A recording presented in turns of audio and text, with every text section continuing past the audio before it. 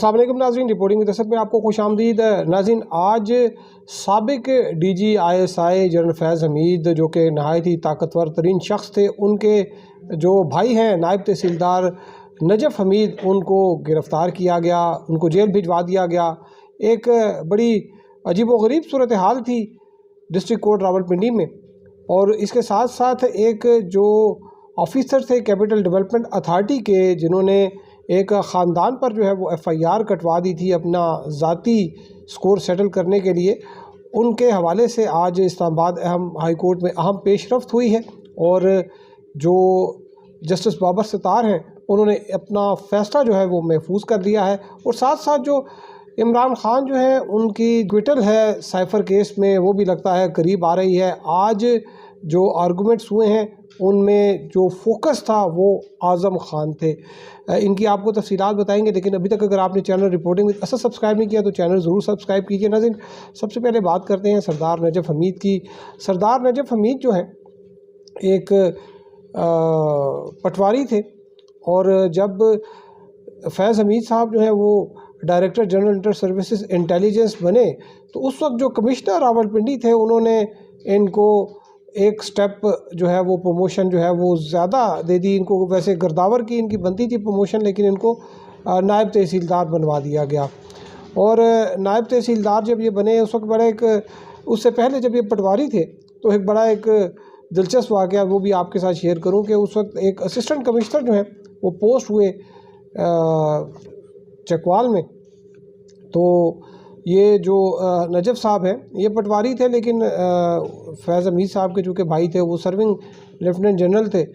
तो ये अंदर आए और उन्होंने आके उस असिस्टेंट कमिश्नर जो है उनको मरहूब करने के लिए एक सलूट किया और कहा कि सरदार Najaf Hamid reporting, brother of DG ISI। तो वो खैर जवान यंग एक अफसर था, उसने कोई ख़ास लिफ्ट नहीं कराई। तो उसके बाद इन्होंने कोई उसको जो है वो दोबारा उसको मरूब करने की कोशिश नहीं की। लेकिन ये जो नजफ़ हमीद साहब हैं, इनके जो जब ये तहसीलदार थे, तो उस हवाले से कहते हैं कि बहुत बड़े बड़े करप्शन के स्कैंडल थे, इनके ख़िलाफ़ कोई बोलता नहीं था। लेकिन अभी जब चूँकि फैज़ हमीद साहब भी जो है वो इक़्तिदार में नहीं हैं, तो ये एक एंटी करप्शन इस्टेब्लिशमेंट ने एक इंक्वायरी की थी, जिसमें ये एक इंक्वायरी की रिपोर्ट मेरे पास मौजूद है। और इसमें जो इनके ऊपर जो जुर्म लगा है वो ताज़ीरात पाकिस्तान की 420 है, सेक्शन 468 है, 471 है, 409 है, 109, 166 और 218। और प्रिवेंशन ऑफ करप्शन एक्ट जो है उसकी भी सेक्शन 5 to 47 भी है, इन पर लगाई गई है। और जो जाए वक़ुआ है वो है बहद रकबा तहसील तलागंग ज़िला चकवाल, बफासला करीब 130-120 किलोमीटर जानिब जनूब अस्थाना। और ये जो एंटी करप्शन इस्टेब्लिशमेंट के एक अफसर हैं शेर आलम शेर ख़ान, उन्होंने ये इंक्वायरी की।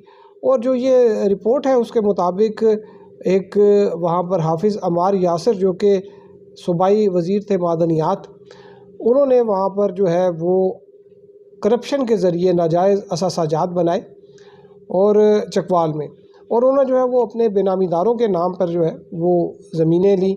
और फिर ये जो इनका सरदार नजफ़ है, इनका क्या किरदार था और इनके साथ जो दीगर लोग थे उनका क्या किरदार था, इन्होंने वो जो नाजायज़ असासाजात बनाए गए उनकी ट्रांसफ़र की और उनको अंडर वैल्यू ज़ाहिर किया। यानी कि अगर एक प्रॉपर्टी जो है वो 10 करोड़ की है, तो उसको 10 लाख में करके, तो उसका शो करके तो उसकी ट्रांसफ़र कर दी गई।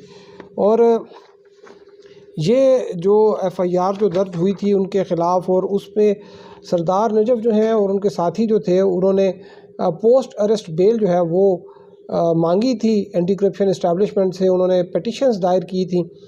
आज इनको भी शायद ज़मानत मिल जाती, तो ज़मानत पे इनको अबूरी ज़मानत मिल जाती, जैसे कि इनके साथ के जो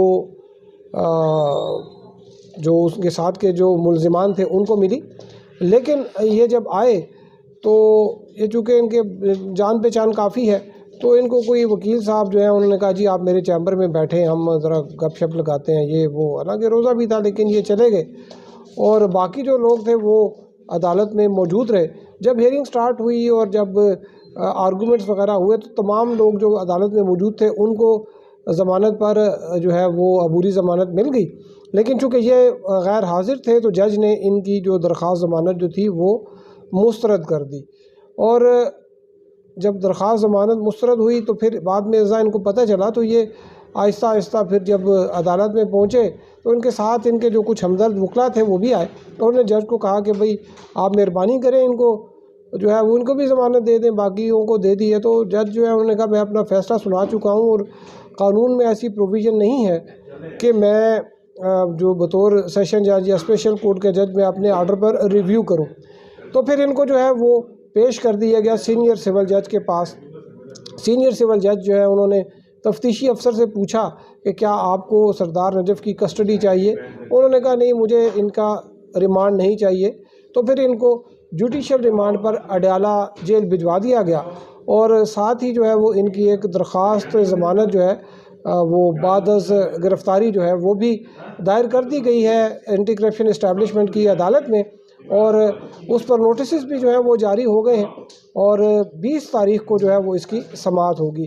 اس کے ساتھ جو دوسرا ایک کیس تھا وہ تھا کہ جو سی ڈی اے کے ایک طاقتور افسر ہیں افتخار حیدری، ان کے حوالے سے جو ہے وہ اسلام آباد ہائی کورٹ نے گزشتہ ہفتے ایک نوٹس لیا تھا ایک رپورٹ پر کہ انہوں نے جب یہ ان کا بھائی کا کسی کے ساتھ جھگڑا ہوا سیالکوٹ میں تو اس خاندان پر انہوں نے جو ہے متعدد ایف آئی آریں جو ہیں وہ سیالکوٹ میں اور اسلام آباد میں درج کرائیں۔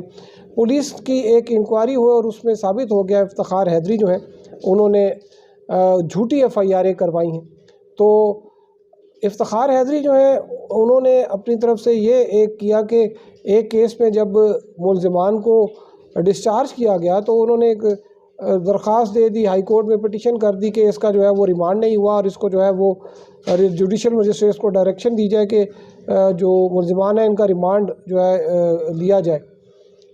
وہ کیس جو ہے وہ جسٹس بابر ستار کے پاس تھا، اور جب یہ رپورٹ سامنے آئی تو جسٹس بابر ستار جو ہے انہوں نے پولیس کے جو سپرنٹینڈنٹ ہیں رخسار مہدی ان کو طلب کر لیا۔ آج رخسار مہدی جو ہے وہ پیش ہوئے اور انہوں نے جو انفارمیشن تھی وہ شیئر کی، اور انہوں نے کہا کہ میں تو چاہتا تھا کہ اس کے اوپر ایف آئی آر جو ہے وہ درج ہو، لیکن میرا یہ ڈومین نہیں تھا، میرا جو ڈومین تھا وہ صرف انکوائری کی حد تک تھا اور جو میں نے کر لی۔ اور پھر جو جسٹس بابر ستار ہیں انہوں نے اس پر اپنا آرڈر ریزرو کیا ہے، ریکارڈ جو ہے وہ مانگ لیا ہے، اور لگتا یہی ہے کہ حیدری صاحب کے خلاف کوئی سخت فیصلہ جو ہے وہ آنے والا ہے۔ اور جہاں تک عمران خان جو ہیں ان کے کیس کی بات رہی تو آج جو بیرسٹر سلمان صفدر تھے انہوں نے اپنا آرگومنٹس جو دیے تو ان کا جو فوکس آج رہا وہ اعظم خان تھے۔ اعظم خان سابق پرنسپل سیکرٹری تھے عمران خان کے، اور یہ سٹار پروسیکیوشن وٹنس ہیں سائفر کیس میں۔ جو بیرسٹر سلمان صفدر ہیں انہوں نے کہا کہ جب اعظم خان غائب ہو گئے پھر اس کے بعد اچانک دوبارہ آئے تو انہوں نے آتے ساتھ ہی اپنا جو ہے وہ ایک بیان ریکارڈ کرایا 161 کا تفتیشی ایجنسی کے پاس، اور پھر اس کے بعد جو ہے یہ 164 کا انہوں نے بیان ریکارڈ کرایا۔ لیکن ان کا جو ایک بیان تھا جو ٹرائل کورٹ میں ہوا تھا اسپیشل جج کی عدالت میں جو آفیشیل سیکرٹ ایکٹ ہی ہے وہ تھوڑا سا مختلف تھا 164 سے اور 161 سے، لیکن عدالت نے اس کو بڑا جو ہے وہ سیریسلی لیا اور اس کو بھی جو ہے وہ اپنے فیصلے میں جو ہے وہ انہوں نے شامل کیا۔ اور جو بیرسٹر سلمان صفدر انہوں نے آج یہ بھی بتایا کہ یہ جو کیس جب یہ درج ہوا اس میں جو الزامات لگائے گئے وہ ثابت نہیں ہوئے، اور انہوں نے کہا کہ شروع میں ان لوگوں نے عمران خان اور شاہ محمود قریشی نے جو ہے وہ ایک درخواست ضمانت لگائی تھی، اسلام آباد ہائی کورٹ نے اس کو مسترد کر دیا، لیکن ساتھ میں ایک یہ ڈائریکشن دے دی کہ 4 ہفتوں میں یہ ٹرائل جو ہے اس کو مکمل کیا جائے۔ جج صاحب جو انہوں نے باقی جو چیزیں تھیں ان کو بالائے طاق رکھا، جو قانونی پروویژن سے ان کو بالائے طاق رکھا، اور نہایت عجلت میں جو ہے وہ اس کا ٹرائل کیا گیا۔ اگرچہ 2 بار جو ہے یہ ٹرائل پروسیڈنگ اسلام آباد ہائی کورٹ کے جج جسٹس میاں گل حسن اورنگزیب نے وہ کالعدم قرار دی تھی کہ قانونی پروویژن جو ہے قانونی تقاضے پورے نہیں ہوئے، لیکن اس کے باوجود جج جو ہے انہوں نے جب تیسری دفعہ ٹرائل شروع کیا تو ایک ہی دن میں 25 گواہان کے بیانات قلم بند کرا دیے گئے، اور پھر ان کے بعد جو ان پہ جرح ہوئی ہے وہ بھی اسی طرح سے ہوئی کہ جو عمران خان اور شاہ محمود قریشی کے وکیل تھے ان کو موقع نہیں دیا گیا، جبکہ سرکاری وکلا کو اپوائنٹ کر کے ان سے جو ہے وہ جرا کروائی گئی. لگتا ہے کہ اسی ہفتے جو ہے یہ کنکلوڈ بھی ہو سکتا ہے. آپ کو اپڈیٹ کرتے رہیں گے. اب تک کے لیے اتنا ہی. ہمارے ساتھ رہنے کا شکریہ. اللہ حافظ.